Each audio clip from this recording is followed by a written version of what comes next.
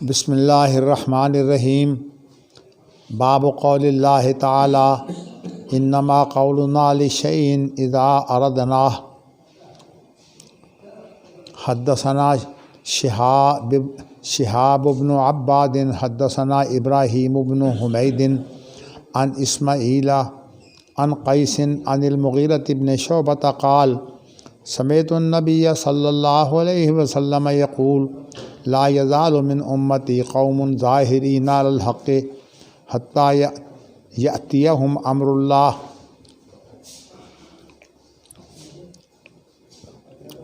حدثنا الحمیدی حدثنا الولید بن مسلم حدثنا ابن جابر حدثنی عمیر بن ہانئ انہ سمع معاویۃ قال سمعت النبی صلی اللہ علیہ وسلم یقول لا یزال من امتی امۃ قائمۃ بامر اللہ لا یضرهم من کذبهم ولا من خذلهم حتی یأتی امر اللہ وهم علی ذلک۔ قال مالک بن یخامر سمعت معاذا یقول وهم بالشام وقال معاویۃ ھذا مالک یزعم انہ سمع معاذا یقول وهم بالشام۔ امام بخاری رحمۃ اللہ علیہ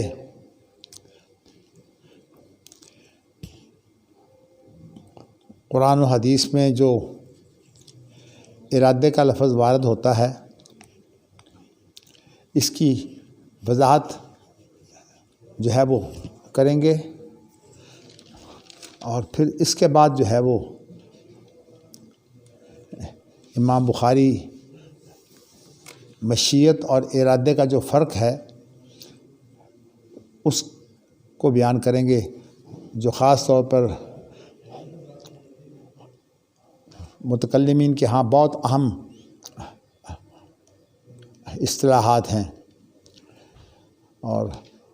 یہ اشارہ کریں گے کہ سلف کا موقف جو ہے ان کے بارے میں کیا تھا۔ لیکن ابھی دو باب ایسے ہیں جس کے اندر اللہ کے ارادے کی جو ہے بات ہوگی۔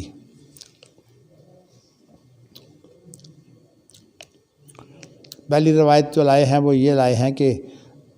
مغیرہ بن شعبہ کہتے ہیں کہ میں نے نبی اکرم صلی اللہ علیہ وسلم سے سنا کہ آپ فرماتے تھے میری امت سے کچھ لوگ ایسے ہوں گے جو حق پر ظاہر باہر قائم ہونے والے، یہاں تک کہ اللہ کا حکم آ جائے۔ اللہ کے حکم سے مراد تو قیامت ہے، یا اللہ کا حکم جو ہے وہ موت ہے۔ انسان کی جب موت واقع ہوتی ہے تو ایک حدیث کے الفاظ یہ ہیں کہ من مات وقعت قیامت ہو، جو مر گیا اس کی قیامت واقع ہو گئی۔ اس لیے کہ انسان کا عمل جو ہے وہ صرف موت تک معتبر ہے، موت کے بعد کا جو عمل ہے وہ معتبر نہیں، اور مجموعی طور پر پوری انسانیت کو جب تباہ کر دیا جائے گا، ختم کر دیا جائے گا، حتیٰ کہ اللہ کی دیگر مخلوق جو ہے ان کو بھی جو ہے وہ تباہ کر کے پھر نئی تخلیق ہوگی، آسمان زمین بھی تو تباہ ہو جائیں گے نا، تو اس کے اندر جو باقی تمام چیزیں ہیں، پہاڑ اور یہ ساری چیزیں جو ہیں وہ کس طرح تباہ ہوں گی، تو پھر اس کے بعد ایک تخلیق نو ہوگی۔ تو امر اللہ سے مراد اللہ کا وہ حکم ہے، اور اس کے بارے میں جو ہے وہ عام طور پر تشریح یہی کی جاتی ہے کہ اللہ تعالیٰ جب کلمہ کن کہتے ہیں تو پھر اس کے ساتھ کام ہوتے ہیں،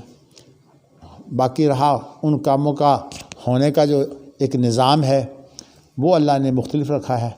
میں اس کی تشریح جو ہے وہ ایک دو دروس سے پہلے ان کے اندر کر چکا ہوں کہ یہ نظام جو ہے یہ اللہ کے ہاتھ میں ہے، حتیٰ کہ جس کو ہم دن کے طور پر گزارتے ہیں یہ ہماری دنیا میں بھی ہمارا ایک نہیں ہے، اور اس کے بعد جو دیگر سیاروں میں جو دن رات ہیں ان کی کیفیتیں بالکل مختلف ہیں۔ تو یہ اللہ تعالیٰ کے نظام کی مختلف صورتیں ہیں، تو ہم ان پر ایمان لاتے ہیں۔ اگر سمجھ آ جائے تو اچھی بات ہے، کیونکہ مخلوق کے بارے میں تو غور و فکر کی ہمیں اجازت بھی ہے، بلکہ ترغیب بھی ہے۔ اولم یسیروا فی الارض فینظروا کیف کان عاقبۃ المکذبین، اس طرح کی جو آیتیں موجود ہیں، زمین میں چلنا پھرنا، حتیٰ کہ اس کے اندر علمی غور و فکر جو ہے یہ بھی جس کا اگرچہ تعلق جو ہے وہ صرف واقعاتی معرفت سے ہے، تو اس سے انسان جو ہے وہ جو واقعات ہوتے ہیں ان سے نصیحت بھی حاصل کرتا ہے، عبرت بھی حاصل کرتا ہے۔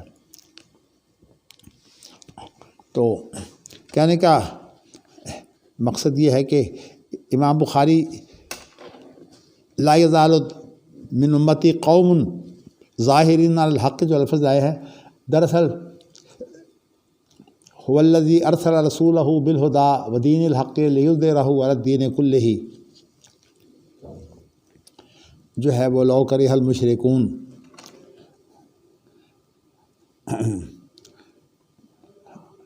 اللہ تعالیٰ نے ہدایت رہنمائی کے ساتھ اور حق کے ساتھ اپنے رسول کو بھیجا ہے، لیظہرہ علی الدین کلہ، تاکہ جتنی بھی وابستگیاں ہیں ان وابستگیوں کی صورت میں انسانوں نے اپنے موقف شخصی یا گروہی اختیار کر رکھے ہیں، ان تمام کے اوپر جو دین حق ہے، جو رسول کا، نبی صلی اللہ علیہ وسلم کا مشن ہے، وہ جو ہے وہ ظاہر ہوگا، نمایاں ہوگا، اور اس کی جو نمایاں ہونے کی صورت ہے اسے جو ہے وہ دوسرے الفاظ میں غلبہ بھی کہا جاتا ہے۔ میں نے اس کی تشریح جو ہے وہ گزشتہ روز کی تھی۔ میں ان اختلافات میں پڑھنے کی بجائے آپ کو صحیح موقف جو ہے وہ بیان کر دیتا ہوں، اگرچہ میں نے اشارہ کر دیا تھا جو اس وقت جدید مفکرین جو ہیں انہوں نے مختلف موقف سے اختیار کیے ہوئے ہیں، تو میں نے آپ کو بتایا تھا کہ صحیح موقف یہ ہے کہ انبیاء کی اور انبیاء کے جو ورثاء ہیں، اہل علم، ان کی ذمہ داری یہ ہے کہ وہ حق کی حجت قائم کر دیں، اور یہی وجہ ہے کہ بہت سے لوگ جو ہیں وہ بڑی بڑی قربانیاں دینے والے بھی موجود ہیں، تو ان کی قربانیاں ضائع نہیں جاتی۔ اصل میں قربانی ہوتی ہی وہ ہے جس کے اندر حقیقت کا اظہار ہو جائے۔ ہم جو قربانی کرتے ہیں عید الاضحیٰ کے موقع پر، وہ حقیقت میں حضرت ابراہیم نے جو اللہ کے ساتھ اپنی وابستگی کا اظہار کیا تھا نا، اسی کی یادگار ہے۔ تو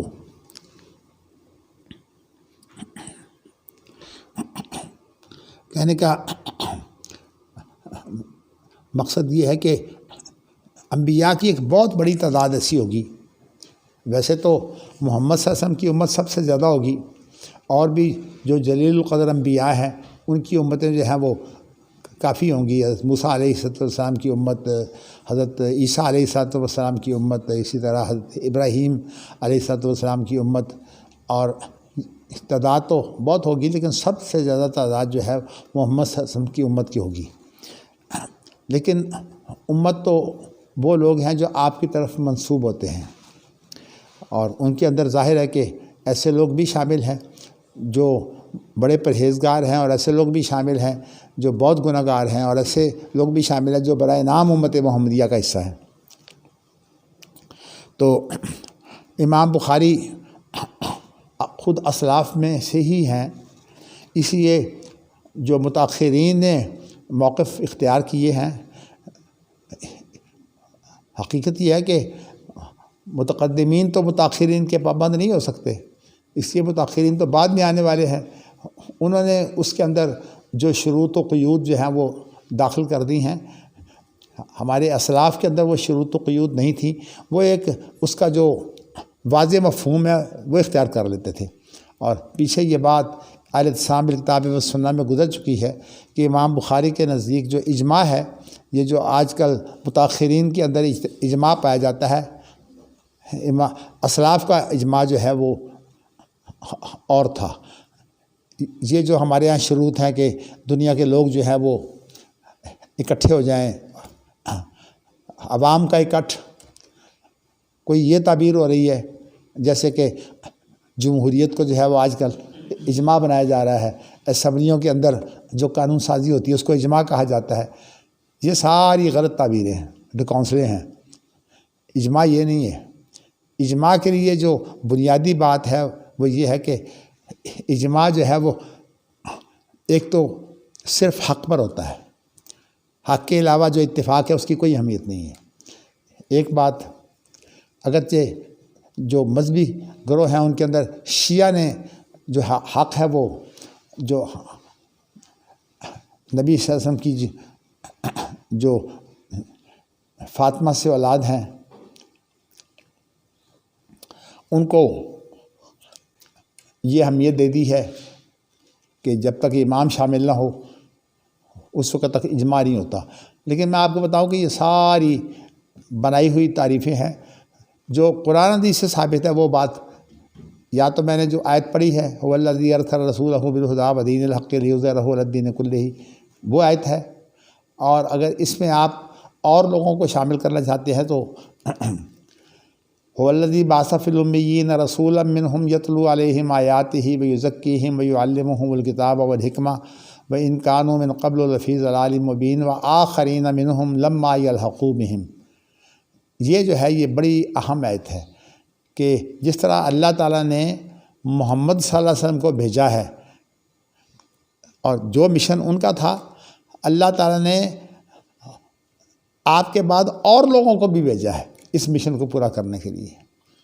اور یہ اور لوگ جو ہیں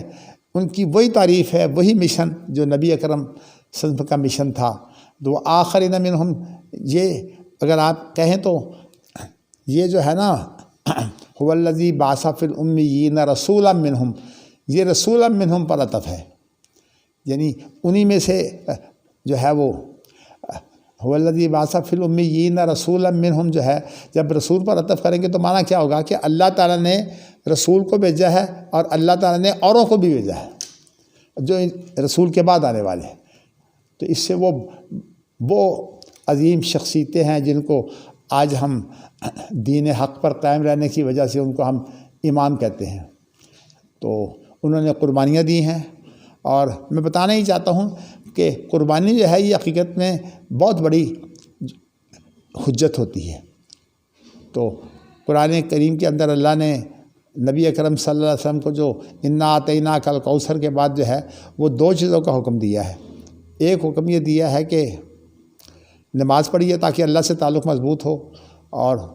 ہر قربانی دینا۔ تو قربانی سے وہ جذبہ مقصود ہے جو ابراہیم علیہ السلام کا جو ہے وہ اپنے بیٹے اسماعیل کو ذبح کرتے وقت تھا۔ اللہ کو نہ خون پہنچتا ہے نہ گوشت پہنچتا ہے، اللہ کو جو پہنچتا ہے وہ تقویٰ، اور وہ تقویٰ کا اعلیٰ معیار ابراہیم تھے، اور اس کے بعد ابراہیم علیہ السلام کا یہی ورثہ ہے۔ اللہ اکبر، اللہ اکبر۔ وَتَرَكْنَا عَلَيْهِ فِي الْآخِرِينَ، سورۃ صافات کے اندر فرمایا ہے کہ یہ بعد والوں میں جو ہے ابراہیم علیہ السلام کا یہ ترکہ ہے، یعنی یہ ورثہ ہے ان کا جو بعد والوں میں۔ تو ابراہیم علیہ السلام کے وارث صرف وہ لوگ ہیں جو حق پر جو ہے وہ ڈٹنے والے ہیں اور حق کی قربانی دینے والے ہیں، یعنی اللہ کی خاطر۔ تو میں نے یہ بات اس لیے دوبارہ دہرائی ہے کہ یہ جو متاخرین کی اجماع کی تعریفیں ہیں یا مختلف جو فرقوں نے تعریفیں بنائی ہوئی ہیں اجماع کی، جیسے کہ شیعہ کی ہے، اور اس کے بعد یہ فرقہ بندی جو ہمارے ہاں سنیوں کی، اللہ تعالیٰ جو ہے وہ ہدایت دے کہ ہماری حکومتیں جو ہیں وہ بھی اس کو فروغ دیتی ہیں، اور ہمارے دشمن جو ہیں وہ اس کو جو ہے وہ آپس میں کشمکش پیدا کر کے لڑا کر جو ہے وہ اس سے اپنے مقاصد حاصل کرتے ہیں۔ کہ تقسیم کرو اور حکومت کرو۔ تو کہنے کا مقصد یہ ہے کہ اس کی اصل جو اہمیت ہے وہ یہ ہے کہ حق اگر ہو، حق پر جو لوگ قائم ہوں گے ان کی تعداد تھوڑی ہو یا زیادہ ہو، وہ اصل میں حجت قائم کرنے والے ہوتے ہیں، اور اجماع اس کو کہا جاتا ہے۔ یعنی امام بخاری کا موقف یہ ہے کہ اجماع جو ہے حق پر قائم رہنے والے لوگوں کا جو ایک ہے نا معاملہ، وہ اکٹھے ہوں، یہ اجماع ہے۔ اور بسا اوقات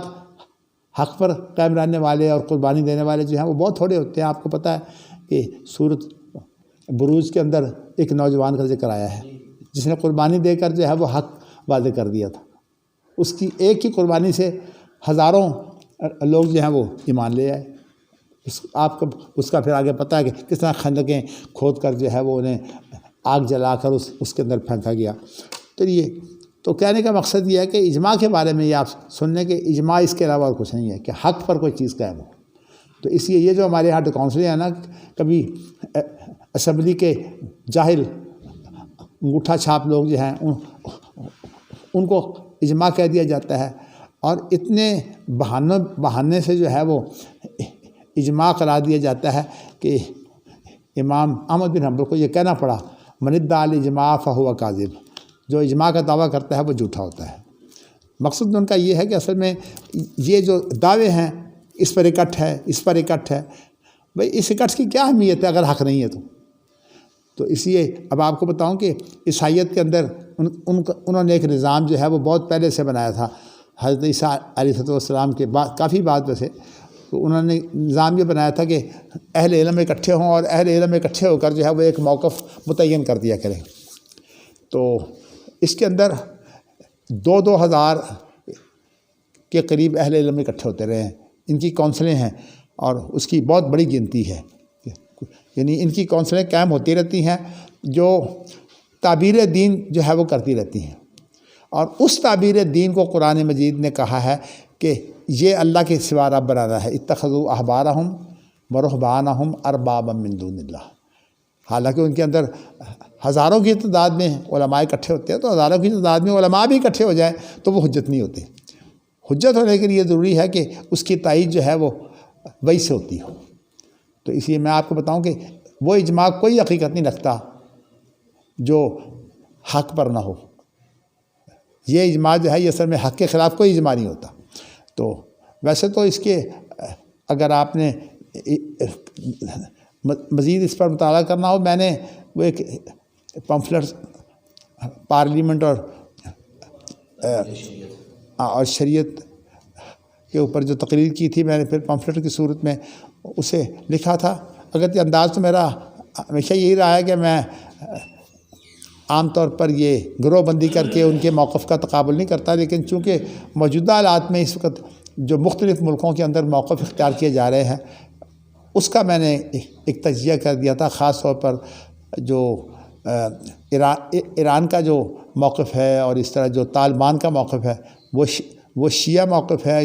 یہ جو ہے یہ سنی موقف ہے۔ اور اس کے علاوہ ہمارے ملک میں جو ترکی کے مصطفیٰ کمال کی جو پیروی میں ڈاکٹر اقبال نے جو موقف اختیار کیا پارلیمنٹ کے بارے میں، یہ سارے کے سارے جو ہے یہ غلط موقف ہیں۔ تو اس لیے اس کے اندر میں نے وضاحت کی ہے کہ اصل چیز جو ہے وہ کیا ہے کہ کتاب و سنت، بس کتاب و سنت جو ہے اس کو آپ سمجھیے، اس میں غور کریں، اور اسی کے اندر حق موجود ہے۔ تو اس کے باہر جانے کی اگر کوئی ضرورت ہوتی تو خود نبی اکرم صلی اللہ علیہ وسلم جو ہے وہ کتاب و سنت کے اوپر کسی چیز کا اضافہ کرتے۔ آپ نے ترکت فیکم امرین لن تضلوا ما تمسکتم بہما کتاب اللہ و سنتی کے اندر 2 ہی چیزوں کو جو ہے وہ قرار دیا ہے کہ آپ کے لیے معیار اکثر 2 چیزیں ہیں۔ تو میں نے یہ آپ کو بتایا ہے کہ یہ اصل میں وہ اجماع ہے جو متقدمین کے ہاں اجماع ہوتا تھا۔ یہ متاخرین کا جو اجماع ہے یہ ساری جو ہے یہ بناوٹی ہیں اور من گھڑت ہیں۔ چلیے جی، الفاظ کا فرق،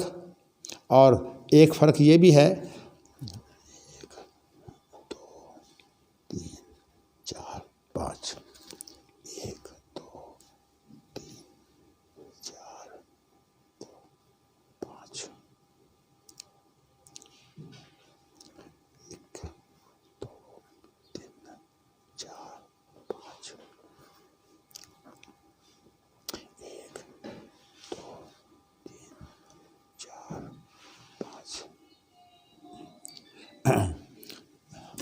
امام بخاری نے تائید کے طور پر جو ہے پہلی حدیث جو ہے مغیرہ بن شعبہ سے ہے، اب یہ دوسری حدیث جو ہے یہ امیر معاویہ رضی اللہ تعالیٰ عنہ سے ہے کہ اس کے اندر کچھ الفاظ کا فرق ہے لیکن مفہوم ایک ہی ہے کہ امیر معاویہ کہتے ہیں کہ میں نے نبی صلی اللہ علیہ وسلم سے یہ سنا کہ آپ فرماتے تھے کہ میری امت میں سے ایک امت جو ہے وہ ہمیشہ رہے گی۔ امت سے مراد جو ہے ہوتی ہے، چونکہ امام کا لفظ ہے نا، اور اس سے مراد جو صاحب مشن لوگ ہوتے ہیں وہ مراد ہیں۔ تو اس لیے امت کے اندر جو ہے وہ جن کا ایک مشن ہو، اور ویسے تو ایک مزاج ہونے کے اعتبار سے، ایک نوع ہونے کے اعتبار سے بھی امت کہا جاتا ہے، جیسے کہ پرندوں کے بارے میں قرآن مجید میں آیا ہے کہ امم امثالکم، کیونکہ وہ پرندے جو ہیں اپنی اپنی جنس کے ساتھ جو ہیں وہ مربوط ہوتے ہیں، بعض کے ساتھ بعض ہے، کبوتر کے ساتھ کبوتر ہے، یہ ساری چیزیں ہیں۔ لیکن یہاں میں صرف یہ دو لفظوں کا جو فرق ہے نا، پہلی حدیث میں تو لفظ قوم تھا اور یہ دوسری حدیث میں لفظ امت ہے، میں ان کا قوم چونکہ ایک عام لفظ ہے، یہ نسلی جو تعلق ہوتا ہے اس کی بنا پر بھی قوم کہا جاتا ہے، جیسے کہ شعیب علیہ السلام کو اور جو اس دور کے اور ان کی قوم کے جو سردار تھے ان کو، شعیب علیہ السلام کی قوم، ان کی قوم ایک تھی لیکن جو مشن ہے وہ الگ تھا، اسی لیے ملت کا فرق تھا، نسل ایک تھی۔ تو اس لیے امام بخاری جو ہے وہ مشن کو بیان کرنے کے لیے امت لے آئے ہیں، اور میں نے بتایا کہ عام طور پر امت کے اندر جو بڑا ہوتا ہے اس کو جو ہے وہ امام کہا جاتا ہے۔ تو یہ امام اور امت کا مادہ ایک ہی ہے۔ اچھا، اس کے بعد یہ ہے کہ قائمۃ بامر اللہ، پہلے تو آیا تھا نا کہ لوگوں پر وہ ظاہر باہر ہوں گے اور غالب ہوں گے اپنے حجت قائم کرنے کے اعتبار سے، تو اب یہاں جو ہے وہ قائمۃ بامر اللہ سے یہ بتایا ہے کہ وہ اللہ کے حکم کے ساتھ قائم رہنے والے ہوں گے۔ یہاں امر اللہ سے مراد جو ہے وہ شریعت ہے، یعنی وہ شریعت اور حق اس پر قائم رہنے والے ہوں گے، چونکہ اللہ کی تخلیق جو ہے اس کے لیے جو بنیاد ہوتی ہے وہ بنیاد ہوتی ہے امر، اللہ کا حکم، اور اللہ کے حکم کی دو قسمیں ہیں، ایک تکوینی حکم ہوتا ہے اور ایک تشریعی حکم ہوتا ہے۔ جو تکوینی حکم ہے وہ تو جو تمام مخلوق پر ہوتا ہے، جیسے کہ انسانوں کے بارے میں آیا ہے وَلَهُ أَسْلَمَ مَنْ فِي السَّمَاوَاتِ وَالْأَرْضِ طَوْعًا وَكَرْهًا، تمام کے تمام جو ہیں وہ اللہ کے تابع ہیں، زمین آسمان میں جتنے بھی ہیں تمام کے تمام اللہ کے تابع ہیں، انسان کے علاوہ باقی مخلوق بھی تمام کی تمام اللہ کے حکم کے تابع ہے، طَوْعًا وَكَرْهًا، خوشی سے یا نہ خوشی سے، یہ تو ہے تکوینی امر۔ اور جب اس کے بعد جو ہے وہ تشریعی بات آئے گی تو اس کو بھی امر اللہ ہی کہتے ہیں۔ تو یہاں امام بخاری نے جو ہے وہ الفاظ کا جو فرق تھا وہ اسی لیے تاکہ یہ موقف بھی واضح ہو جائے کہ وہ اللہ کے حکم کے ساتھ قائم ہوں گے۔ کیا مطلب کہ شریعت اسلامیہ پر جو ہے وہ مضبوطی سے مستحکم ہوں گے، قائم ہوں گے۔ یہی وہ چیز ہے جن کی بنا پر اللہ نے انسان کو پیدا کیا ہے۔ میں آپ کو بتا چکا ہوں خاص طور پر وہ جو آیت ہے انی جاعل فی الارض خلیفہ، اور اس میں الم اقل لکم انی اعلم ما تبدون وما کنتم تکتمون کے لفظ میں خاص طور پر میں نے آپ کو بتایا تھا، یاد کرانے کے لیے میں نے حوالہ دے دیا ہے، لیکن ویسے اب ہر چیز دوبارہ بیان کرنے کی ضرورت نہیں ہے۔ تو میں نے آپ کو بتایا کہ یہ جو ہے یہ شریعت پر قائم ہوں گے، لا یضرہم من کذبہم ولا من خذلہم، جو ان کو جھٹلائے گا وہ بھی ان کو کوئی نقصان نہیں دے سکے گا، اور جو ان کی مدد چھوڑ دے گا وہ بھی جو ہے وہ کامیاب نہیں ہوگا، اس لیے کہ اللہ تعالیٰ کی مدد ان کے ساتھ ہوتی ہے، اور جن کے ساتھ اللہ کی مدد ہوتی ہے وہ پھر حق پر جو ہے وہ، اور بڑی بات ہے تو قربانی دے دیں، قربانی دے دی، مشن وہ بھی پورا ہو گیا۔ تو میں دراصل جو چیز اشارتاً بیان کر چکا ہوں وہ میں آپ کو بتاؤں کہ ایک بہت بڑی تعداد انبیاء کی ایسی ہوگی، رسولوں کی ایسی ہوگی جن کے ساتھ ایک آدمی ہوگا، کئیوں کے ساتھ جو ہے وہ چند آدمی ہوں گے، اور حتیٰ کہ ایسے بھی ہوں گے جن کے ساتھ کوئی ایک امت بھی نہیں ہوگا۔ اب یہ بتائیے کہ یہ سارے ناکام گئے ہیں؟ ناکام اس لیے نہیں گئے کہ انہوں نے حجت پوری کر دی۔ اگر وہ قتل ہو گئے ہیں، ان کو موت آ گئی ہے، ان کی حجت پوری ہو گئی۔ تو اس لیے میں نے اس نقطے کو جو ہے وہ گزشتہ روز بھی بیان کیا تھا، آج میں نے مزید اس لیے تشریح کر دی ہے کہ آج کل ہمارے ہاں جو مفکرین بڑے بڑے کہلاتے ہیں نا، وہ عام طور پر اس کے اندر بہت غلطاں ہیں۔ تو یہاں تک کہ قیامت آ جائے تو اس میں قائمتم بامر اللہ سے مراد تشریعی امر ہے، اور جو حتیٰ یاتی امر اللہ جو ہے بعد میں، اس سے مراد جو ہے وہ تکوینی امر ہے، قیامت کا قائم ہونا۔ وہم علی ذالک، یعنی کہ وہ اس وقت تک یہ لوگ رہیں گے۔ مطلب یہ ہے کہ اللہ کی حجت پوری کرنے والے لوگ جو ہیں، کبھی بھی ایسا دور نہیں آئے گا کوئی کہ اس کے اندر جو ہے وہ اللہ کی حجت پوری کرنے والے لوگ نہ ہوں۔ اور اللہ کی حجت پوری کرنے والی، اگر آپ جو ہے وہ یہ غور کریں کہ اگرچہ حکومت جو ہے وہ ہمارا براہ راست مقصد نہیں ہے، حکومت جو ہے وہ ایک بالواسطہ مقصد ہے، یعنی حکومت کا مقصد یہ ہوتا ہے کہ ہمارے اندر جو ہے وہ نظم و نسق قائم کرے۔ اسی لیے اچھی حکومت قائم کرنا، کسی عادل کو جو ہے وہ اپنا حکمران بنانا، یہ فرض کفایہ ہے۔ لیکن صورتحال ایسی یہ ہے کہ اگر جو ہے وہ آپ کو کوئی نظر نہ آئے تو جو ان کے خلاف کھڑے ہونے والے اور حجت پوری کرنے والے لوگ ہیں، تو وہ لوگ ہیں جو اللہ تعالیٰ کے ہاں جو ہے وہ پسندیدہ ہیں۔ جیسے کہ یہ مسلم کی روایت میں ہے کہ من جاہدہم بیدہ فہو مومن، ومن جاہدہم بلسانہ فہو مومن، ومن جاہدہم بقلبہ فہو مومن، ولیس وراء ذلک خردل من الایمان۔ اس کے اندر یہی چیز بیان ہوئی ہے کہ حق کے بارے میں جو ہے کبھی ایسی صورتحال نہیں ہوگی کہ کوئی آدمی حجت قائم کرنے والا نہ ہو۔ اگر حجت قائم کرنے والا کوئی آدمی نہیں ہوگا تو اس کا معنی یہ ہے کہ کوئی وقت خالی ہوگا ایسے آدمی سے جو حجت قائم کرنے والا نہ ہو۔ تو اللہ تعالیٰ نے جو ہے یہ جو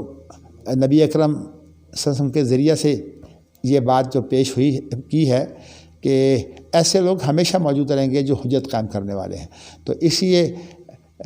یہ اگر حق جو ہے وہ موجود نہ ہو تو پھر اس کا معنی یہ ہے کہ وہ دور خالی ہو جائے گا، اور وہ دور جب خالی ہو جائے گا تو اس دور میں جو پیدا ہونے والے لوگ ہیں ان کے پاس یہ ایک دلیل بن جائے گی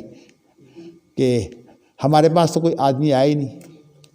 تو اسی لیے کہا لِأَلَّا يَكُونَ لِلنَّاسِ عَلَى اللَّهِ حُجَّةٌ، تاکہ لوگوں کے لیے حجت قائم نہ ہو۔ اسی طرح وَمَا كُنَّا مُعَذِّبِينَ حَتَّىٰ نَبْعَثَ رَسُولًا، ہم کسی کو عذاب نہیں کرتے جب تک ہم رسول نہ بھیج دیں۔ اس لیے اللہ تعالیٰ نے جو ہے وہ رسول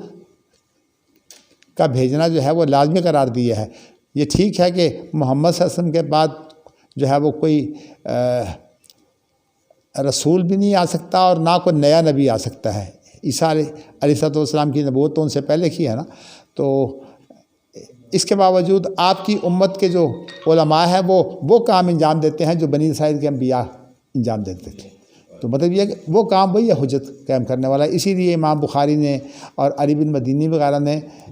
اس کی تعریف کی ہے کہ اس سے مراد اہل علم ہے۔ کیا مطلب کہ علمی حجت جو ہے وہ کم از کم قائم ہو جانی چاہیے تاکہ حق جو ہے وہ موجود رہے۔ چلیے جی، اس کے بعد یہ فن حدیث کی روح سے اس روایت کے اندر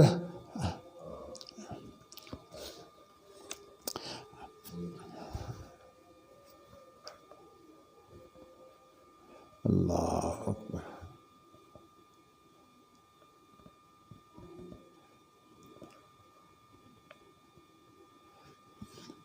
ایک معلق روایت طے ہیں کہ مالک بن یخامر جو ہیں یہ تابعی ہیں. انہوں نے معاذ بن جبل رضی اللہ تعالیٰ عنہ سے یہ سنا کہ وہ کہتے تھے کہ یہ لوگ جو ہیں یہ شام میں رہیں گے. تو فقال معاویہ تو حاذا مالک یزعم انہ سمع معاذا یقول وہم بالشام. تو امیر معاویہ نے جب یہ بات بیان کی ہے تو کہنے لگے دیکھو یہ مالک بن یخامر جو ہے یہ دعویٰ کرتا ہے کہ اس نے معاذ بن جبل سے یہ سنا ہے کہ وہ شام میں ہوں گے. اصل میں بات یہ ہے کہ چونکہ قیامت کے قریب حضرت عیسیٰ علیہ السلام کا نزول بھی شام میں ہوگا، اور اسی طرح جو ہے وہ امام مہدی جو ہیں وہ اس وقت جو عیسیٰ علیہ السلام کے انتظار میں ہوں گے. تو اس طرح سے یہ سارے جو لوگ ہیں نا وہ شام میں ہوں گے. اس اعتبار سے شام کی جو ہے وہ تعریف کی گئی ہے. لیکن یہ مقصد نہیں ہے کہ حق جو ہے وہ شام کے اندر ہی موجود رہے گا. یہ بالکل وہی بات ہے کہ جیسے کہ حق کے جو قائم کرنے والے ہیں وہ تو محمد صلی اللہ علیہ وسلم ہی ہیں، لیکن اس کے بعد وہ آخرین منہم جو ہیں کہ جو اور لوگ ہیں وہ ضروری نہیں کسی خاص علاقے سے ہوں، بلکہ ان کے متعلق جو ہے وہ کئی علماء نے یہ دعویٰ کیا ہے کہ اس سے مراد جو ہے وہ یہ وسط ایشیا سے جو اٹھنے والے لوگ ہیں، جن کے اندر امام شافعی کے علاوہ آپ یہ سمجھ لیں کہ احمد بن حنبل بھی، اور اس کے ان کے ساتھ جو ہے وہ امام بخاری بھی اور امام مسلم بھی، یہ تمام کے تمام لوگ ہیں یہ وسط ایشیا سے اٹھ کر جو ہے انہوں نے دینی خدمات انجام دی ہیں، اور آج دنیا کے اندر یہ مسلمہ اہمیت کے حامل ہو گئے ہیں. آپ دیکھیے کہ بخاری کو نہیں ماننا چاہتے وہ بھی بخاری ہی پڑھاتے ہیں. تو یہ اللہ نے عزت دی ہوئی ہے امام بخاری کو، اور اسی طرح مسلم کو بھی اللہ نے یہی عزت دی ہوئی ہے، اور اس کی وجہ یہ ہے کہ انہوں نے خدمت کی ہے حق کی. تو یہ جو تشریح ہے یہ معاذ بن جبل کی ہے. تو معاذ بن جبل کی تشریح جو ہے وہ کوئی حجت نہیں ہے، لیکن ویسے اس کا ایک مرتبہ اور مقام تو ہے. صحابی کی بات ہے نا، اور صحابی کی بات جو ہے یہ اجتہادی بات ہے. تو چونکہ اجتہادی اور ان کا جو جائزہ اور تبصرہ ہے وہ بھی اجتہادی عمل ہے، اس اعتبار سے امام بخاری لے تو آئے ہیں اس کو بطور تائید کہ یہ شام میں ہوں گے. تو دیگر روایات کی جو ہے وہ تائید کی وجہ سے، ان دیگر روایات کی جو ہے وہ شہادت کی وجہ سے، شواہد کی بنا پر جو ہے وہ لے آئے ہیں. لیکن یہ ہے تشریح معاذ کی. نبی اکرم صلی اللہ علیہ وسلم نے جو ہے وہ شام کی تعریف تو بہت کی ہے، اور یمن کی بھی تعریف کی ہے، اور عراق کی جو ہے وہ آپ نے مذمت بیان کی ہے. لیکن اس کا معنی یہ نہیں ہے کہ اب جو ہے وہ کوئی حق تقسیم ہو گیا ہے. حق جو ہے وہ وہی ہے جو دنیا میں کسی جگہ قائم ہو جائے. اچھا جی، آگے بڑھیے. حدثنا ابو الیمان اخبرنا شعیب عن عبداللہ ابن ابی حسین حدثنا نافع بن جبیر عن ابن عباس قال وقف النبی صلی اللہ علیہ وسلم علی مسیلمۃ فی اصحابہ فقال لو سألتنی هذه القطعۃ ما آتیتکها ولن تعدو امر اللہ فیک ولئن ادبرت لیغفرنک اللہ. جی نہیں، انا للہ لیاقرنک اللہ. میں وہ نظر کا تھوڑا سا مسئلہ ہے نا موتیا کی وجہ سے. جی چلیے جی، ماشاء اللہ اللہ تعالیٰ آپ کو توفیق دے. جو کمیاں میرے اندر ہیں وہ آپ ماشاء اللہ پوری کرنے والے ہیں. اسی طرح انسان جو ہے وہ کتنا محتاج ہوتا ہے. جوانی کی عمر میں تو انسان دیوانہ ہوتا ہے، لیکن جب بڑھاپا آتا ہے تو پھر اس کے بعد جو ہے اسے پتہ لگتا ہے کہ کمزوریاں جو ہیں یہ تسلیم کرنی پڑتی ہیں. اچھا جی، اب یہ ہے کہ یہ روایت جو ہے عبداللہ بن عباس سے ہے کہ نبی اکرم صلی اللہ علیہ وسلم جو ہیں وہ کھڑے ہوئے، مسلمہ اپنے ساتھیوں کے ساتھ جو ہے جب آپ سے ملنے کے لیے آیا تو آپ نے کھڑے ہو کر یہ بات کہی جو ہے، اپنا موقف نبی اکرم صلی اللہ علیہ وسلم نے پیش کیا۔ نہیں، میں نے اس لیے کہا کہ وقفہ کے معنی لازماً کھڑے ہونے کے نہیں ہوتے، اس کے معنی ہوتے ہیں اپنا موقف پیش کرنے کے۔ تو نبی اکرم صلی اللہ علیہ وسلم نے اپنا موقف یوں پیش کیا مسلمہ اور ان کے ساتھیوں پر کہ لو سألتنی ہذہ القطعۃ ما آتیتکھا، اگر تو مجھ سے اس ٹکڑے کا سوال کرے، آپ کے ہاتھ میں ایک چھڑی تھی چھوٹی سی، کہ اگر تو اس ٹکڑے کا بھی سوال کرے تو میں تمہیں یہ ٹکڑا بھی دینے والا نہیں ہوں۔ معمولی سی چھڑی، اس کی کیا پوزیشن ہے؟ آپ میں تمہیں یہ بھی نہیں دیتا، تم تو مجھ سے یہ مانگنے آئے ہو نا کہ مجھے اپنے بعد خلافت کا اعلان کر دیں کہ آپ کے بعد میں آپ کا خلیفہ ہوں گا۔ دنیا کی طلب تھی، لیکن ظاہر ہے کہ جو لوگ اس مقام تک پہنچتے ہیں کہ لوگ ان کے پیچھے جو ہے وہ لگ جاتے ہیں، ان کے اندر صلاحیتیں تو بڑی ہوتی ہیں۔ آپ دیکھ لیجیے ہمارے ملک میں سر سید، پھر اس کے بعد جو ہے وہ اسی طرح پرویز، پھر غامدی، اس طرح کے بے شمار ایسے لوگ ہیں جن کو اللہ تعالیٰ نے صلاحیتیں دی ہیں، لیکن وہ صلاحیتیں جو ہیں وہ الہاد کے لیے استعمال کر رہے ہیں، حق کے لیے نہیں۔ تو اللہ انہیں ہدایت دے۔ جی، تو آپ نے یہ فرمایا تھا کہ اس کو کہا بلند تا دعا امر اللہ فی کا، اصل میں فیصلہ تو اللہ نے کرنا ہے، اور یہی وہ چیز ہے، کیونکہ یہ تمام فیصلے جو ہیں یہ اصل میں اللہ کا ارادہ ہوتا ہے نا۔ جو ارادہ جو ہے یہ آپ کو پتہ ہے کہ یہ ہماری جو اصطلاح جو ہے، اللہ اکبر، یہ اللہ کے ذاتی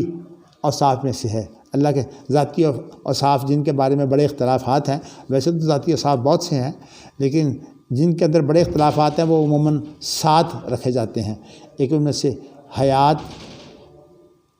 قوت، قدرت، یعنی وہی چیز، اور اس کے پاس علم، پھر ارادہ، اس طرح پھر سمع، بصر، کلام۔ یہ 7 جو ہیں یہ وہ معرکۃ الآراء جو ہے وہ چیزیں ہیں جو اللہ کے وصف کے طور پر جو ہے وہ مختلف گروہوں کے درمیان، اشخاص کے درمیان جو ہے یہ معرکہ بنی ہوئی ہے۔ تو ان میں سے ایک ارادہ بھی ہے، اس لیے امام بخاری نے جو ہے کہ انما قولنا لشیء اذا اردناہ، جب ہمارا ارادہ ہو تو ہم کیا کہتے ہیں۔ قول سے مراد تو کہنا ہے، لیکن اللہ کے ارادے کے بعد جب اللہ کا قول ہوتا ہے تو پھر وہ قول جو ہے وہ آگے جو ہے وہ اجرا کرتا ہے اللہ کے ارادے کو۔ تو اسی لیے ایک آدمی جو ہے وہ دل کے اندر ایمان موجود ہو، جب تک جو قول سے، اپنی زبان سے جو ہے وہ اقرار نہ کرے، اس وقت تک مسلمان نہیں ہوتا۔ تو معنی یہ ہے کہ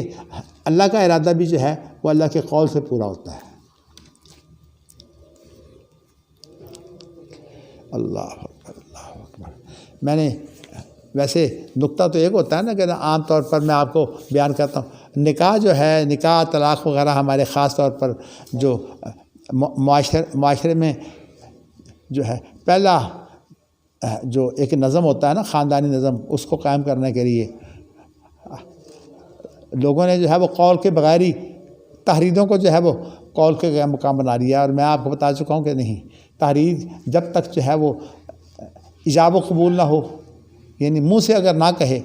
وہ الگ بات ہے کہ اگر معذور ہے تو اس کے لیے متبادل رستے موجود ہیں، وہ تو مجبوری ہے نا، فاتقوا اللہ ما استطعتم کے تحت۔ لیکن یہ ہے کہ جب تک زبان سے یہ نہ کہے کہ قبول ہے، اس وقت تک نکاح نہیں ہوتا، 50 مرتبہ لکھ دے کہ مجھے قبول ہے، زبان سے اقرار کرنا پڑے گا۔ اس لیے عقد جو ہے وہ ہوتا ہی زبان سے ہے، اور زبان کی حیثیت یہ ہے کہ یہ پورے انسان کی نمائندہ ہے، اور اس کی بہت سی جو صورتیں ہیں وہ آپ کو یہ بتاؤں کہ زبان کسی کی کاٹ دیں تو پورے انسان کی دیت جو ہے وہ دینی پڑتی ہے۔ ہاتھ کاٹ دیں پورے انسان کی دیت نہیں ہے، ٹانگ کاٹ دیں پورے زبان کی نہیں، زبان کاٹ دیں تو پورے انسان کی دیت دینی پڑے گی، یعنی جس کو عرش کہتے ہیں۔ عام طور پر یہ فرق کرتے ہیں، دیت تو جو ہے وہ ایک وہ چیز ہوتی ہے جو جان کے بدلے میں ہوتی ہے اور جو اعضاء کے بدلے میں ہوتی ہے اس کو عرش کہتے ہیں. یعنی فرق کیا جاتا ہے عام طور پر جب میں جان کے بدلے ہوتی ہے اس کو دیت کہتے ہیں. ہاں جی جو جان کے بدلے ہوتی ہے وہ دیت ہے. ہاں جی. اور جو اعضاء کے بدلے میں اس کو عرش کہتے ہیں. عرش حمزہ سے. اچھا. عرش اصل میں پڑھاتا رہا ہوں نا اپنا ججوں کو, تو اس کے اندر جو ہے وہ ہے میں نے اصطلاحات جو ہے نا جو عام طور پر آج کل معروف ہیں وہ استعمال کرتا تھا. تو بتایا جاتا تھا کہ دیت تو پوری جان کے بدلے میں ہے اور عرش جو ہے یہ جان سے کم تر جو. ہاں لیکن میں نے آپ کو بتایا کہ اب زبان ایک عضو ہے, اس کے باوجود اس کی دیت جو ہے پورے انسان کے برابر ہے. اس کا معنی یہ ہے کہ زبان ہی اصل میں نمائندہ ہے ہماری. لیکن یہ تو صرف اس اصول کے تحت ہے نا, وہ جو اصول بنایا ہوا ہے کہ انسان کے جتنے اعضاء ہیں اور اتنے دیت کو تقسیم کر لیا جائے, اسی بنیاد پر ہے.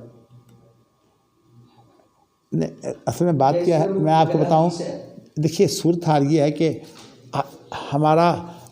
جو کچھ اندر ہے نا اس کی ترجمانی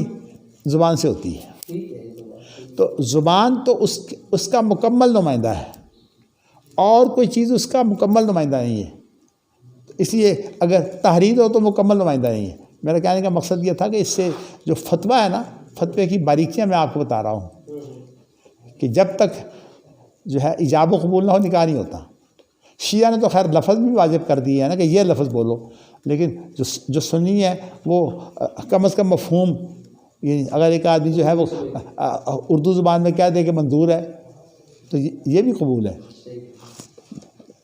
میں بتانا ہی چاہتا ہوں کہ اس کے بغیر ایجاب و قبول کے بغیر نکاح نہیں ہوتا. اور تحریریں تو صرف جو ہے وہ ایک ثبوت ہے, اور اس لیے ثبوت شہادت ہے, لیکن اصل جو چیز ہے وہ عمل ہے جو کسی نے کرنا ہے. یعنی عمل کا دار و مدار جو ہے وہ ہمارے دل کے اوپر, اور دل کے بعد پھر جو قول خود عمل بھی ہے, اس لیے کہ جہاں عقد کی بات ہو وہ قول سے عمل بھی بن جاتا ہے. اس لیے کہ زبان کا عمل جو ہے وہ قول ہے, اور جو جوارے کا جو عمل ہے وہ عام جسے ہم عمل کہتے ہیں. تو کہنے کا مقصد سمجھ یہ ہے کہ میں نے آپ کو یہ بتایا ہے کہ نبی اکرم صلی اللہ علیہ وسلم نے جو ہے وہ مسلمہ سے یہ کہا تھا کہ اللہ کا جو حکم ہے تیرے اندر جو ہے تو اس سے آگے نہیں بڑھ سکتا. مطلب جتنی اللہ نے تمہیں ڈھیل دی ہوئی ہے اور جتنے فتنے تو ابھار سکتا ہے وہ اللہ کے حکم کے تحت ہیں. تو اس لیے جب تک اللہ نے تمہیں ڈھیل دی ہوئی ہے, لیکن پھر اس کے بعد کیا ہوگا, حق جو ہے وہ جی ہاں نقض ہو بالحق علی الباطل فیدمغہ فاذا هو زاہق. انجام یہی ہے. اسی سے میں نے آپ کو جو بات بتائی ہوئی ہے نا کہ اصل میں ہمارا ذمہ داری صرف اتنی ہے کہ ہم حق کی حجت قائم کر دیں. تو اس سے مراد جو قتال نہیں ہے, اس سے مراد حجت قائم کرنے کی تمام صورتیں جو ہیں وہ اس کے اندر موجود ہیں. بل نقذف بالحق علی الباطل فیدمغہ فاذا هو زاہق. اب لوگوں نے جو ہے یہ تشریح بھی غلط ہے کہ اس سے مراد صرف قتال ہی ہے. جہادی تنظیموں نے جو ہے وہ قتال ہی کو صرف حق بنایا ہوا ہے, اور کہتے ہیں کہ باقی چیزیں منسوخ ہو چکی ہیں, اب تو لڑائی باقی ہے. یہ اصل میں وہ بگاڑ ہے افراط تفرید کا جس کو سمجھنا چاہیے. اللہ اکبر. چلیے جی اگلی حدیث یہ ہے کہ حدثنا موسیٰ بن اسماعیل عن عبد الواحد عن الاعمش عن ابراہیم عن علقمۃ عن ابن مسعود قال بینا انا امشی مع النبی صلی اللہ علیہ وسلم فی بعض حرث المدینة وهو يتوکأ على عصیب معه فمررنا على نفر من اليهود فقال بعضهم لبعض صلوه ونروه وقال بعضهم لا تصالوه ان يجيء فيه بشيء تكرهونه.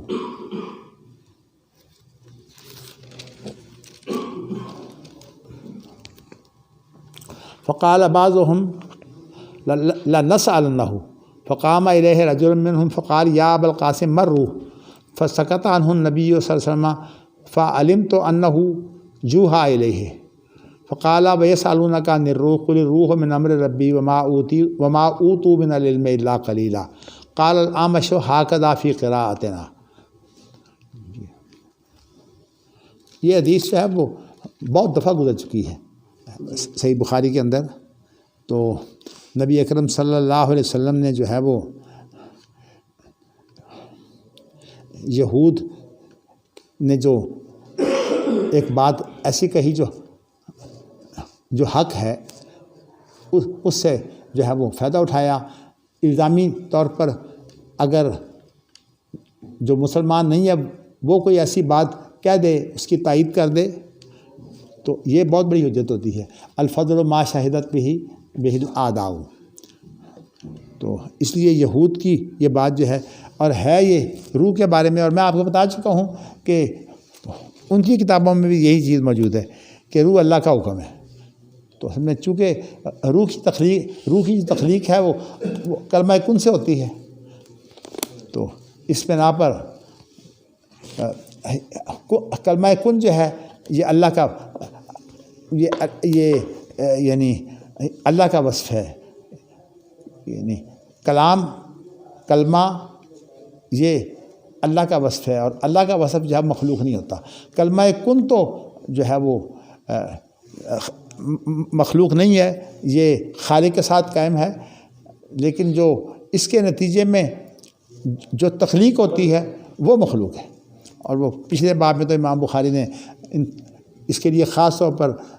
جو بات کہی تھی نا کہ فعل کا اور مفعول کا جو فرق ہے، کہ فعل تو وہ اجرا ہے اور مفعول وہ ہے جو اس کا ثمرہ ہے، جو اس کا نتیجہ ہے۔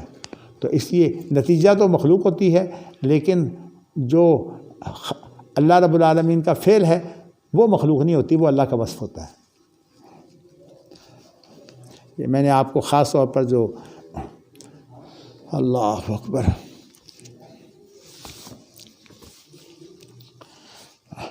اللہ تعالیٰ کی صفات فعلیہ کے بارے میں بتایا تھا نا، کہ صفات فعلیہ وہ ہوتی ہیں جس کے اندر اللہ کی مشیت ہوتی ہے۔ مشیت سے جو ہے وہ اللہ تعالیٰ افعال جو ہیں وہ انجام دیتے ہیں۔ تو ان میں سے کچھ صفات و لازمی ہیں، جیسے کہ نزول، مجیء،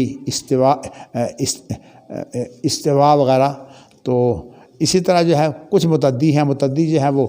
خلق ہے، رزق ہے، احیاء ہے، اماتہ ہے یعنی زندہ کرنا، مارنا۔ اسی طرح اور بھی بہت سی چیزیں ہیں، مثلا بیمار کرنا، صحت دینا، یہ تمام چیزیں جو ہے وہ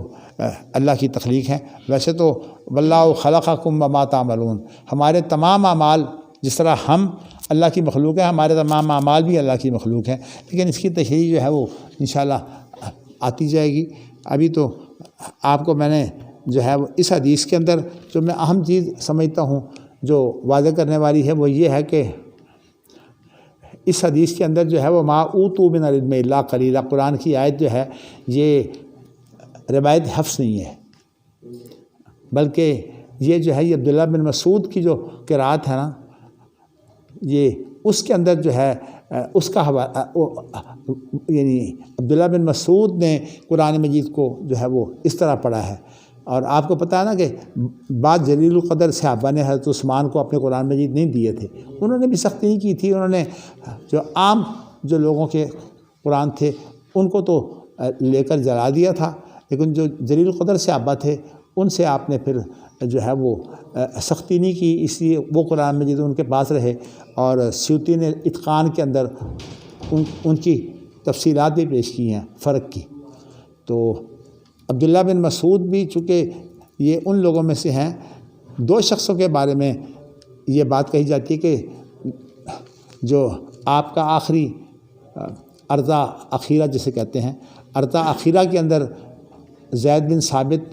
اور عبداللہ بن مسعود جو ہیں وہ موجود تھے۔ تو اس لیے عبداللہ بن مسعود کم اہم نہیں ہیں، لیکن ان کے جو مصحف کی ایک کمزوری یہ ہے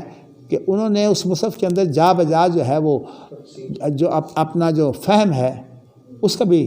ذکر کیا ہوا ہے. تو اس لیے لوگوں کو جو ہے مغالطہ پیدا ہو جاتا ہے کہ یہ بھی قرآن کا حصہ ہے یا نہیں. اب جیسے کفارہ یمین کے بارے میں کفارت ہوئی کیسے ہاں جی اس کے ثلاثۃ ایام کا لفظ ہے نا, ثلاثۃ ایام کے بعد متتابعات, یہ عبداللہ بن مسعود کی قرأت میں موجود ہے. حالانکہ یہ متتابعات جو ہے یہ قرآن مجید نہیں ہے, یہ قرآن کا ان کا ایک موقف ہے جو انہوں نے سمجھا تھا, جبکہ دیگر صحابہ اس سے متفق نہیں ہیں. تو عام طور پر جو فتویٰ دیا جاتا ہے وہ یہی دیا جاتا ہے کہ 3 روزے اگر انسان وقفے سے بھی رکھ لے تو قسم کا کفارہ بن جائے. تو میں نے آپ کو یہ اس لیے بتایا ہے, لیکن مشکل یہ ہے کہ اب ہمارے جو تباہ کرنے والے لوگ ہیں نا, انہوں نے بھی حالانکہ اس کے جو اصل اس قرأت کے حامل بھی ہیں اور جو اس قرأت کو پڑھا بھی کرتے تھے وہ ہیں اعمش. اور آپ دیکھیے نا, اس سے پہلے یہ وَلَقَدْ سَبَقَتْ كَلِمَتُنَا لِعِبَادِنَا الْمُرْسَلِينَ کے اندر جو ہے یہ روایت موجود ہے 7456 نمبر جو آپ حدیث دیکھیے, اس کے اندر روایت میں اعمش موجود ہیں. اور اعمش کے بعد باقی روایت میرے خیال میں جو ہے وہ تو وہی لوگ ہیں اس روایت کے اندر بھی.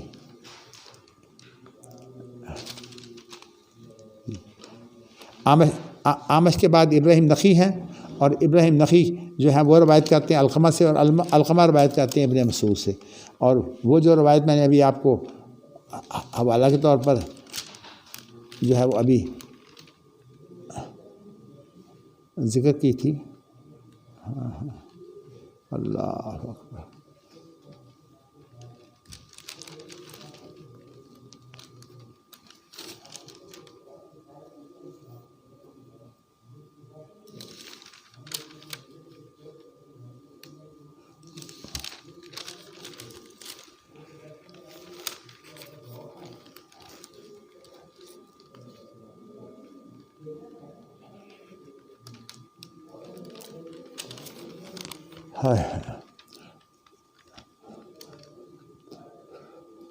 دیکھیے نا جی, یہ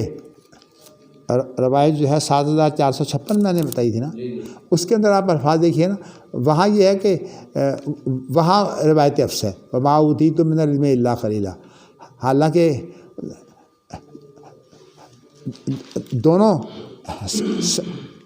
اسناد کے اندر جو ہے وہ اعمش روایت کرنے والے ہیں ابراہیم نخعی سے, اور ابراہیم نخعی جو ہیں وہ علقمہ سے, یعنی سند بھی ایک ہے اعمش تک. اور اس کے نیچے اگر جو وَلَقَدْ سَبَقَتْ كَلِمَتُنَا لِعِبَادِنَا الْمُرْسَلِينَ میں گزر چکی ہے, وہاں جو ہے وہ یا امام بخاری کے شیخ ہیں, اور اس کے بعد وہ وکیع سے روایت کرتے ہیں. اور یہ جو اب امام بخاری روایت لے کر آئے ہیں اس کے اندر جو ہے وہ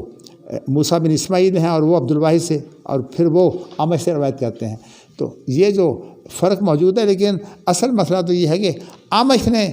کیا بیان کیا. اب اسی لیے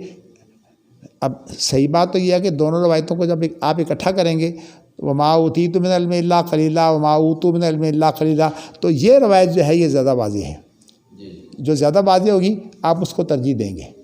تو وہ روایت جو اب امام بخاری لائے ہیں نا, انما قولنا لشیء اذا اردناہ کے تحت, تو یہ روایت جو ہے اس کو اس لیے ترجیح حاصل ہے کہ اس کے اندر اب تشریح آ گئی ہے نا, کہ اعمش کہتے ہیں ہاکذا فی قراءتنا, کہ ہماری قراءت سے مراد یہ ہے عبداللہ بن مسعود کی قراءت, اس لیے کہ اعمش جو ہیں وہ عبداللہ بن مسعود کی قراءت پڑھا کرتے تھے. باقی میں نے تھوڑی سی بات تو آپ کے لیے کر دی تھی کہ یہ وہ قراءتیں جو خاص طور پر بخاری میں ہیں, اس لیے کہ بخاری کی حدیثیں جو ہیں ان کو یہ امتیاز حاصل ہے نا کہ ایک تو قرائن کے ساتھ مل کر جو ہے وہ مشہور ہو جاتی ہیں اپنی فقہ کی اصطلاح کی روح سے, اور دوسری بات یہ ہے کہ ان کو ترقی بالقبول جو حاصل ہوا ہے, اس اعتبار سے اب بخاری کی روایتیں جو ہیں ہم کیا ان کے مطابق جو ہے وہ تلاوت کر سکتے ہیں کہ نہیں؟ احتیاط تو اسی میں ہے کہ یہ کام جو ہے یہ فوراً نہ کیا جائے، لیکن اس کی تشریح میں پہلے کر چکا ہوں، میں آج دہراتا نہیں ہوں، کسی وقت میں دیکھوں گا اگر ٹائم زیادہ ہے تو میں انشاءاللہ تعالیٰ جو ہے وہ پھر آپ کو تفصیل سے بیان کر دوں گا۔ اس سے پہلے میں آپ کو یہ مسئلہ بیان کر چکا ہوں۔ اب یہ ہے کہ اس روایت میں کیونکہ صراط موجود ہے، اس لیے یہ روایت جو ہے وہ اس روایت سے راجح ہے، وما اوتیتم من العلم الا قلیلا۔ تو جس روایت میں جو ہے وہ زیادہ صراحت ہو وہ اس سے راجح ہے، جس روایت میں یہ صراحت نہیں ہے، کیونکہ اس سے پہلے جو سبقت کلمتنا لعبادنا المرسلین، اس کے اندر تو وما اوتیتم من العلم الا قلیلا ہے،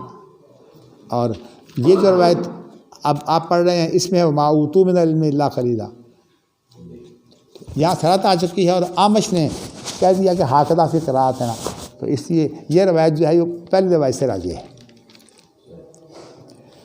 چونکہ ہے تو عبداللہ بن مسعود سے ہی، اصل تو حدیث عبداللہ بن مسعود کی ہے نا۔ چلیے جی، باب قول اللہ تعالیٰ قل لو کان البحر مدادا لکلمات ربی ولو قل لو کان البحر مدادا لکلمات ربی، ذرا آپ پڑھیے نا ان آیتوں کو، قل لو کان البحر مدادا لکلمات ربی لنفد البحر قبل ان تنفد کلمات ربی ولو جئنا بمثلہ مددا۔ جی بس یہیں تک ہی ہے، ولو جئنا بمثلہ مددا، یہ تو کاف کی آیت ہے، ہیں جی یہاں تک ہی۔ اس کے بعد ولو ان ما فی الارض من شجرۃ اقلام والبحر یمدہ من بعدہ سبعۃ ابحر ما نفدت کلمات اللہ، یہ سورۃ لقمان کی آیت ہے۔ تو بس اس کو تو آخری آیت تک نہیں امام بخاری نے جو ہے وہ لکھا۔ اس کے بعد پھر ان ربکم اللہ الذی خلق السماوات والارض فی ستۃ ایام ثم استوی علی العرش یغشی اللیل النہار، جو ہاں یہاں بھی امام بخاری نے بس یہیں تک رہنے دیا ہے، آیت کو پورا نہیں کیا، اور یہ بیان کر دیا کہ سخرہ کا مفہوم ہوتا ہے ذللہ، جو چیز کسی کے تابع کر دی جائے، لیکن تابع داری جس کے اندر انسان جو ہے وہ اپنی عاجزی کا اظہار کرے اس کو کہتے ہیں تسخیر۔ جیسے کہ ماں باپ کے بارے میں آتا ہے نا وَخْفِضْ لَهُمَا جَنَاحَ الذُّلِّ، کہ ان کے سامنے جی تو انہیں ان کی جو تابع داری کرنی ہے وہ عاجزی ظاہر کر کے کرنی ہے، یہ نہیں کہ ان کو اپنی طاقت دکھا کر جو ہے وہ پھر انسان جو ہے وہ تابع داری ظاہر کرے۔ اس لیے طریقہ کار جو ہے وہ یہ ہے کہ چونکہ اللہ کے بعد سب سے بڑا حق تو ماں باپ کا ہی ہے نا، تو اس لیے انسان کے لیے لازمی ہے کہ وہ ماں باپ کے سامنے صرف پیروی نہیں کرنا بلکہ عاجزی کا اظہار بھی کرنا، ہاں جی تذلل کا اظہار کرنا ہے۔ یہ اس لیے کہ انسان کی جو جوانی ہوتی ہے نا، عام طور پر جب جو ہے وہ اولاد جوان ہو جاتی ہے، بلکہ جوانی سے بھی آگے اس عمر کو پہنچ جاتی ہے جس کو ذہنی بلوغت بھی کہتے ہیں، تو اس وقت جو ہے پھر اولاد عام طور پر ماں باپ کو جو ہے وہ سمجھتی ہے کہ یہ تو اب لاچار ہیں، عاجز ہیں، تو ان کے ساتھ اس کا رویہ جو ہے وہ ایسا ہوتا ہے کہ وہ جبر کا رویہ اختیار کرتے ہیں۔ تو اس لیے قرآن مجید کی جو لفظ ہے نا وَخْفِضْ لَهُمَا جَنَاحَ الذُّلِّ مِنَ الرَّحْمَةِ، رحمت کی جو عاجزی ہے نا وہ ہونی چاہیے۔ تو جیسے کہ اللہ کے سامنے جو ہے وہ انسان عبد بن کر، بندہ بن کر جو ہے وہ جو عبادت کرتا ہے تو اللہ کو منظور ہے، لیکن اگر بندہ بن کر عبادت نہیں کرتا وہ اللہ کو چاہیے ہی نہیں۔ اسی طرح ماں باپ کی تو چونکہ صرف اطاعت ہے، عبادت تو نہیں ہے،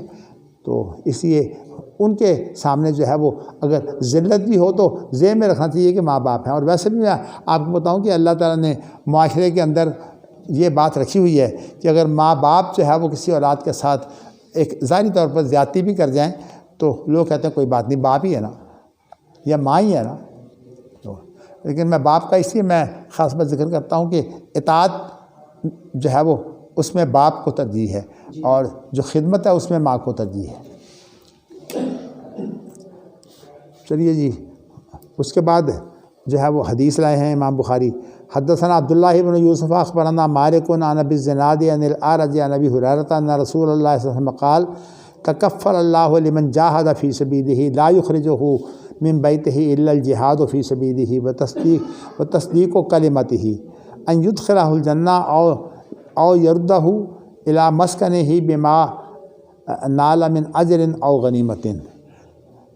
اللہ نے اس بات کی ذمہ داری لی ہے، اللہ کفیل بن گیا ہے۔ کفیل اس کو بولتے ہیں جو ہر اعتبار سے پوری طرح سے ذمہ دار ہو، جیسے کہ جو ہے وہ کفارت کا نظام جو ہے، ایک تو باپ ہوتا ہے، باپ تو فطری طور پر کفیل ہوتا ہے، تو لیکن یہ ہے کہ اگر باپ نہ ہو تو پھر کوئی اور سرپرست جو بنتا ہے اس کو عام طور پر ہماری انگریزی میں گارڈین کے لفظ سے بیان کرتے ہیں، اسی قانونی الفاظ جو ہیں وہ گارڈین کے ہیں، تو کفیل سے مراد جو ہے وہ گارڈین ہے۔ تو اللہ اس بات کے ذمہ دار ہیں اس شخص کے لیے جو اللہ کے راستے میں جو ہے وہ اظہار دین کے لیے کی محنت کرتا ہے۔ میں نے اس لیے اظہار دین کہا ہے کہ اظہار دین کی جتنی بھی صورتیں ہیں تمام کی تمام جو ہیں وہ جہاد ہے۔ اور مکی صورتوں میں ان کا ذکر آتا ہے، والذین جاہدوا فینا لنہدینہم سبلنا، یہ بھی مکی صورت ہے۔ وجاہدہم بھی جہادا کبیرہ سورۃ فرقان میں ہے، یہ بھی مکی صورت ہے۔ اسی طرح ثم ان ربک للذین ہاجروا من بعد ما فتنوا وجاہدوا وصبروا ان ربک من بعدھا لغفور رحیم، یہ سورۃ نحل ہے، یہ بھی مکی ہے۔ تو اس لیے میں اسی کہنا چاہتا ہوں کہ نبی اکرم صلی اللہ علیہ وسلم کی جو مکی زندگی ہے اس کے اندر آپ نے کبھی لڑائی نہیں کی، تو اس لیے جہاد سے مراد صرف جو ہے وہ قتال نہیں ہے۔ میں اس لیے کہ جہادی تنظیموں نے یہ تصورات بگاڑ دیے ہوئے ہیں لوگوں کے اندر، اس لیے میں اس کی وضاحت کر رہا ہوں۔ تو اللہ نے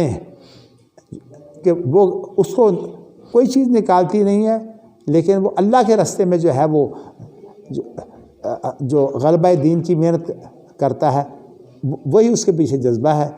اور وہ تصدیق و کلمت ہی، اس لیے کہ جب انسان جو ہے یہ مشقتیں اٹھاتا ہے تو وہ مشقتیں جو ہوتی ہیں یہ عملاً تصدیق ہوتی ہے کہ اس کے اندر جو ایمان ہے وہ کوششیں اس کا مظہر ہوتی ہیں، اس ایمان کا ظہور جو ہے وہ کوششیں ہوتی ہیں۔ اسی لیے قرآن مجید میں صدیق کی جو تعریف کی گئی ہے وہ یہ یوں کی گئی ہے، والذین آمنوا باللہ ورسلہ اولئک هم الصدیقون والشہداء، کہ جو اللہ اور اس کے رسولوں پر ایمان لاتے ہیں یہی لوگ صدیق ہیں اور یہی لوگ شہداء ہیں۔ صدیق سے مراد تو جو ہے وہ عام زندگی کے اندر اپنے اعمال کے اندر انسان جو ہے وہ اللہ کی شہادت قائم کرتا ہے، تو اور جو شہداء ہے اس کے اندر وہ لوگ مراد ہے جو اپنی جان قربان کر دیتے ہیں۔ اللہ اکبر، اللہ اکبر۔ تو اللہ نے اس بات کی ذمہ داری دی ہے کہ اللہ ان کو جنت میں داخل کرے گا، اور یا ان کو جو ہے اپنے گھر کی طرف لوٹائے گا، تو محروم نہیں لوٹیں گے۔ ایک تو ان کو اجر ملے گا اور یا غنیمت ملے گی۔ ویسے آپ نے کل ایک تحریر کی تھی، کیا کی تھی ذرا دوبارہ دہرائیں؟ میں نے یہ کہا تھا کہ اجر تو پکی بات ہے، جی ہاں، تو جو غنیمت ہے یہ کبھی ملتا ہے کبھی نہیں ملتا، جی اس لیے لفظ اول آیا ہے۔ ماشاء اللہ، چلیے جی، اللہ جزائے خیر دے۔ جی چلیے جی، اب یہاں تک تو ہو گیا ماشاء اللہ۔ اس کے بعد مشیت اور ارادے کا باب میں جب سے شروع کیا ہے نا میں نے کتاب التوحید کو، میں اسی کے انتظار میں تھا۔ اسی لیے آپ کی ہر روز کے درس میں جو نا اس کی بحث ضرور ہوتی ہے، مشیت اور ارادے کی۔ نہیں، اب میں فرق بتاؤں گا نا، نہیں مشیت